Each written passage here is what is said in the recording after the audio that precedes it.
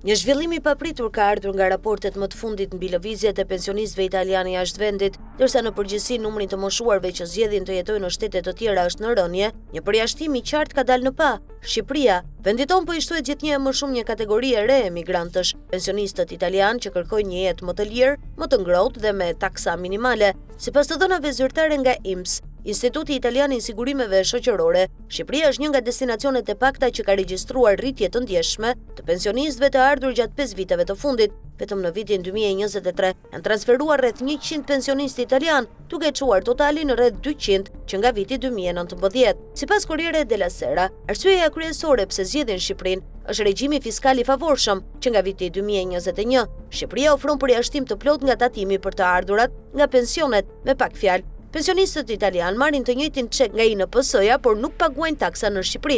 Përveç kësaj, Shqipëria ofron një kosto jetese shumë më të ulët se Italia, sidomos në qytete si Vlorë, Durrës apo Sarandë, dhe një klim të butë mesdhetare që tërheq të moshuarit që kërkojnë paqe, diell dhe më pak shpenzime. Infrastruktura shëndetësore është gjithashtu në përmirësim, e shumë nga spitalet private ofrojnë shërbime cilësore me çmime konkurruese, ndërsa Spanja, Portugalia, Tunizia dhe Rumania mbeten ndër zgjedhjet tradicionale të pensionistëve italian. Shumica e këtyre vendeve kanë filluar të heqin lehtësirat fiskale për të ardhurit e rinj. Portugezët, për shembull, kanë anuluar nga 2024 përfitimet për pensionistët e ardhur pas 2023-shit, ndërsa Spanja ka rritur gradualisht taksat dhe kostot e jetesës. Përkundrazi, Shqipëria po hyn në listën e vendeve që ofrojnë më shumë për më pak, një alternativë për një jetë të qetë, por ekonomike, në një vend ku rinia po largohet masivisht drejt perëndimit, ku shkollat mbyllen nga mungesa e nxënësve dhe ku fshatrat dhe qytetet e vogla po zhndërrohen në rënoja urbane, ironia është therse, vendi po mbushet me pensionistë italian.